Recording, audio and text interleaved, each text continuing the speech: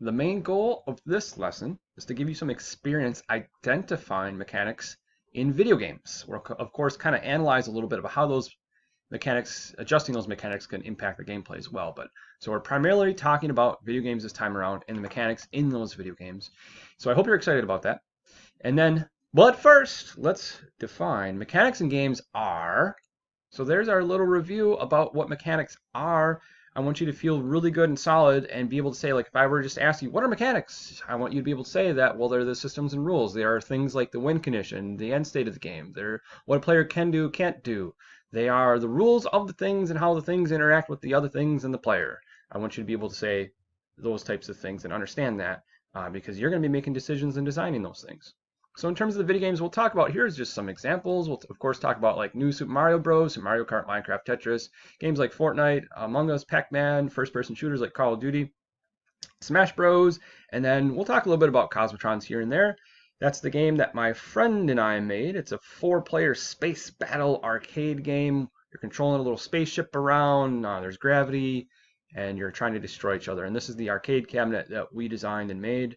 And there's a whole bunch of them throughout the country now. It's like we got like 50, about 50 throughout the United States. The first thing we're going to start defining is what is the core mechanic. So let's do that of some of these games. So for example, New Super Mario Bros. What is the core mechanic of New Super Mario Bros? Well, if you think about it, you're controlling a little character like Mario or Luigi, Toad, Princess, whatever, and they're bouncing around across the screen, and you're trying to get from one end to the other, and you're jumping on platforms. Essentially, it's all like platforms. So we call games like that kind of like 2D side-scrolling, moving a player around, jumping around a lot. We call those platform jumpers. Games like Call of Duty, it's a first-person view. It's like you're in the game and you can look around using the mouse or the joystick to look around, and then you can control your movement: forward, back, left, right, duck, prone, strafe, and then a lot of those games you can aim. So we call that a first-person shooter or first-person military combat. When we say first-person shooter, that really tells us a lot about those core mechanics. We know then if you say that, well, okay, then I'm probably gonna have a certain control, like I just talked about, and you're probably gonna be aiming, and it's probably gonna be combat or competitive type of stuff. So I want you to tell me, what is the core mechanic of Tetris? So here's Tetris, and again, if you don't know what these are, go on YouTube, just search a brief video. So the core mechanic of Tetris is we have these shape blocks that fall and we have to align them. That's the core mechanic of Tetris. If you want to add something about that horizontally, if you get a whole horizontal row, they disappear too, that's fine. Mario Kart. So what is the core mechanic of Mario Kart? Define that. Any kind of racing game, we want to point out that the core mechanic of the racing game is you're racing, so there's certain physics in that. You have the control, you have throttle and brake in a lot of those racing games, so you're trying to beat the other people around a track. Another core mechanic of Mario Kart, though, is you kind of have some combat. You can get items and affect other players with those items. So it's kind of like the core mechanics of Mario Kart. You got to mention the racing, you got to mention those items. Minecraft. We can say first-person view. And let's also add about Minecraft that you're finding resources, you're combining resources, you're altering the environment, and you're building things. In games like Smash Bros. And Street Fighter, where you're usually it's like side view and you're controlling the characters' movements and they're hitting each other kind of thing. So we can say side view, you control a character's actions, and battle opponents decreasing their health. That's the core mechanic of those games. You're essentially you're beating each other up, trying to decrease the health. A game like Among Us, very popular game right now at this time of this recording. And we would say Among Us, there's the core mechanic is social deduction, is you're trying to determine who the saboteurs are. So social deduction meaning you have people, you're in a group, and you're trying to deduct. You're trying to use logic and trying to figure out, man, who are the bad people in this group based on clues and those types of things, and you're talking about it. So that's a really fun mechanic. There's a lot of tabletop games that are like that as well. Secret Hitler uses social deduction. Werewolf, Mafia, Coup. There's a couple different games that are like that. Pac-Man. What would you say is the core mechanic of Pac-Man? So in Pac-Man, you're that yellow guy going around. You're going through a maze. You're controlling the character going through a maze and eating pellets. I mean, that's the core mechanic of Pac-Man. You could also, of course, mention the aspect of that you can flip the script and eat the ghost. That's a very important part of that game. So in Cosmotrons, the game that my friend and I made, you're piloting spaceships in gravity-based space levels while destroying your opponents. That's the core mechanic of Cosmotrons. As a designer, we definitely want to think through that mechanics and rules. They work together to create the gameplay and the experience. So all these little rules of the things, rules of the environment, rules of buttons you press, rules of your character, all those different rules work together and they create that gameplay or that experience. So let's think about new Super Mario Bros. Mario can jump a maximum of X inches high. So that's just, they choose a value. And when you're programming a video game, you basically type in these numbers, these values, these variables, and you can determine how high the character jumps.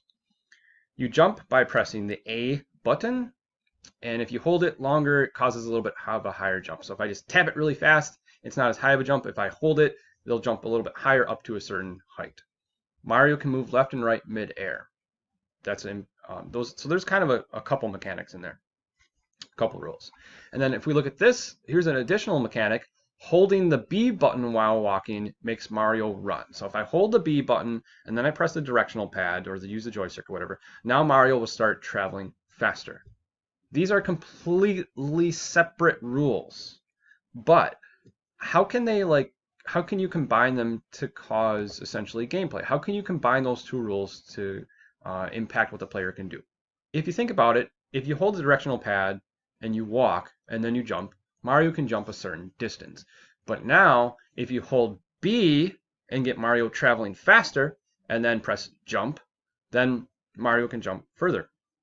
So what that causes more player choice. Now the player can decide, okay, do I need to run for this jump or do I not need to? It also adds additional player skill because now you're working on that player having to be able to have the skill to do a run type jump for long distances.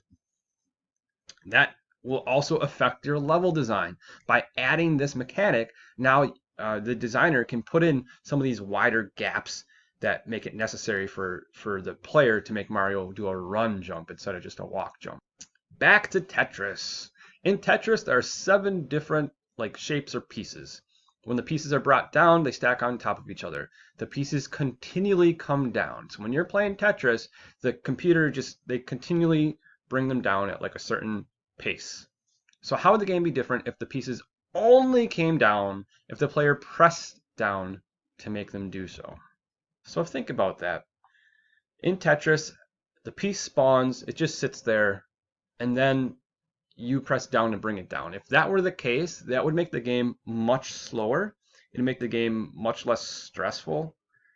So if you want the game to be kind of quicker and competitive and more exciting, then have the computer automatically bring those pieces down, which is what Tetris does. And once you get to harder levels in Tetris, it brings them down faster. Another mechanic in Tetris, when the playfield is completely filled horizontally, so horizontally means left and right, when it's filled horizontally with pieces, that row will disappear. So if you look here, this straight piece is being brought down.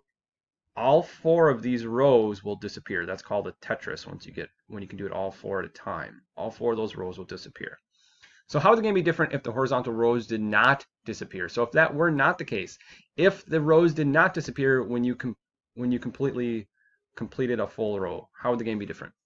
So if you think about it, the game would not have as much excitement. It would kind of feel like there's less choice in a way, because in terms of strategy to fill it up, the game then, in Tetris, when you're eliminating those rows, it's like the game can keep going. How long can you last?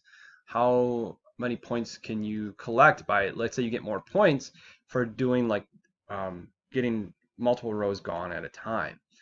If the game instead didn't get rid of those rows, it would be kind of they just keep stacking up, and there's no way you could really keep going. After a certain amount of time, it would just completely fill up and then it would be over. So I don't know, it just seems really not fun, because then you're just seeing how many pieces can I drop before I fill it up all the way. I don't know, it seems kind of boring to me if that were the case. There are all kinds of first-person shooter type games out there. All kinds of different variables and different mechanics that really kind of make them all feel a little different. So if you think about, so for example, in terms of character movement, the gravity in these first-person shooters will have a variable. The players can move at a certain speed, so they can move forward, back, left, right, let's say at a rate of X. Players can also jump X high. So if you want the game to feel maybe a little bit more cartoony, or it's kind of a little bit more unrealistic, like for example, Team Fortress 2 and Fortnite, those games are a little bit more like cartoony, then maybe your character can jump higher. Maybe they can move left and right quicker, or they transition left and right quicker, or they can sprint faster.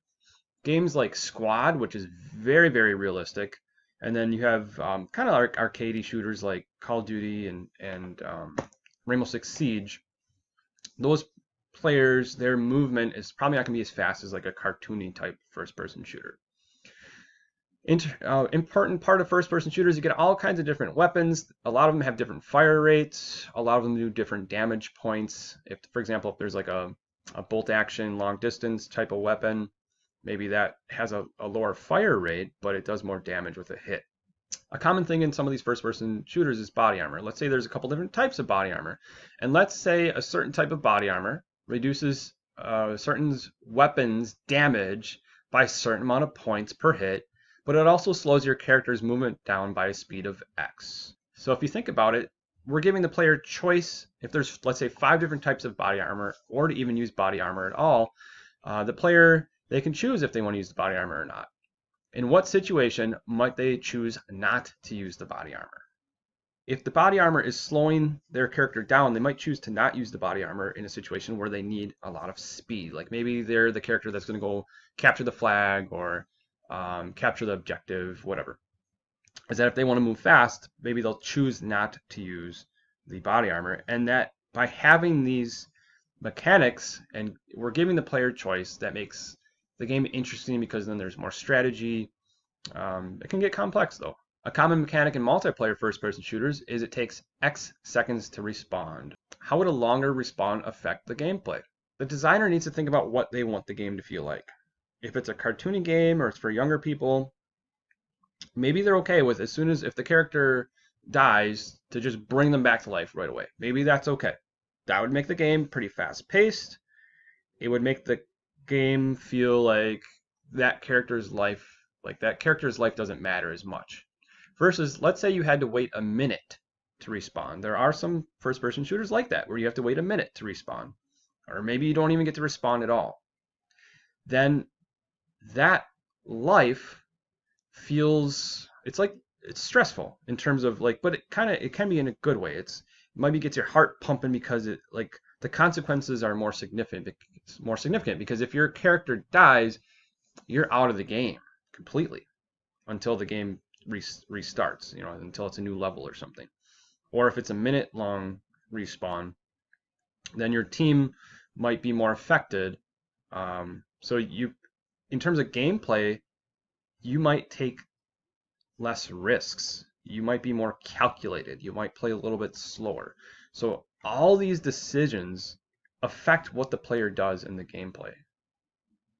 Another thing to think about in a lot of these games like this, multiplayer games, is you get a certain amount of respawns per match. So games like Battlefield get like tickets. So if you had more respawns, then that life wouldn't feel as important. But if you have less respawns, maybe you only get, on average, maybe each player only gets 3 respawns. Then that's going to make the characters take less risk and be more calculated with what they're doing in the game. PacMan, we've talked about quite a bit here. Just some reminders about some of the mechanics in PacMan. Ghosts can be eaten after PacMan touches large pellets. More points are given when multiple ghosts in a row are eaten. Ghosts can be eaten for 8 seconds after a power pellet is touched. Ghosts respawn after being eaten and return back to normal. So this last rule is very, very important here, is when the ghost respawns after being eaten, it returns back to normal and can attack PacMan. So I want you to think about, what if it were the opposite? What would happen if the ghosts instead respawned as still being blue and being able to be eaten? So kind of thinking that through, in my opinion, I feel like that could potentially kind of break the game in terms of the player could just wait by the respawn point and just keep going left, right, left, right, left, right in front of the respawn point as the ghost comes out and keeps eating them. Thus, they're going to like build up their points really fast, and it wouldn't really be fun. Like, it would reduce the amount of fun. In video games, it's also super important to try and think about what is the end condition Or what is the win condition? They're kind of different things. How does the game end? Or what is the win condition? How do you win? So for example, in a lot of these battle royale type games like Fortnite, PUBG, Apex, the game ends when there's one player remaining. So the last player alive is the winner. So you start with, let's say, 100, and then you're battling, and you're trying to be the last winning player, the last player alive. Which, I mean, that's pretty interesting mechanic. It makes the odds that you're going to win and then are like 1 in 100. So it can be pretty exciting when you're down to the last 10 people, and especially once you're the last survivor. Like, that's a pretty big deal. So how would that change the game? How would that change this game and the feeling of the game if players had multiple lives? So my argument would be that, like, it wouldn't be as exciting if a game like PUBG, these battle royale games, if you had multiple lives, it just the feeling and get your heart pumping, the excitement would probably be less. Another example of win condition would be when your opponent's health, their points, their respawns, or resources are depleted. So a game like Street Fighter and Smash Bros, let's say you completely reduce their health or kick them off the map. A game like Battlefield multiplayer, you get a certain amount of respawns. Another win condition, once an objective is achieved. So games like Counter-Strike, maybe you have to help hostages get out to a certain area, so that would be an example of objective. In PacMan, objective would be, of course, getting all the pellets in the maze. Maybe you have to get to the end of a designed level or area. So for example, New Super Mario Bros., you're traveling through that level, you're trying to get to the end level, you hit that flag, you're at the end. That level was designed.